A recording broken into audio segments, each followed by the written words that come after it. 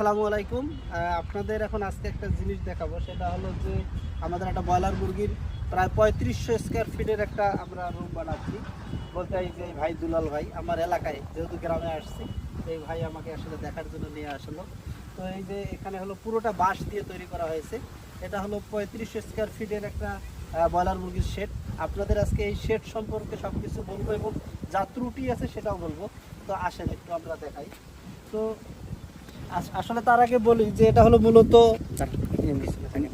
তো যেটা বলতেছিলাম যে এটা হলো মূলত শেডের নিয়ম, একটা শেড তৈরি করার আদর্শ নিয়ম হলো যে শেডটা হবে পূর্ব পশ্চিমে, আমাদের বাংলাদেশের ভৌগোলিক অবস্থান অনুযায়ী হবে পূর্ব পশ্চিমে। আর মূলত সার্ভিস রুমটা, এই যেটা সার্ভিস রুম, এটা হওয়ার উচিত পশ্চিম দিকে, বাট এই ভাইয়েরা আগেই করে ফেলছে, এটা পূর্ব দিকে করে ফেলছে। কারণ পশ্চিম দিকে করলে কি হয়, গ্রীষ্মকালের যে তাপটা, পশ্চিমের যে তাপটা, বিকালবেলার তাপটা পড়লে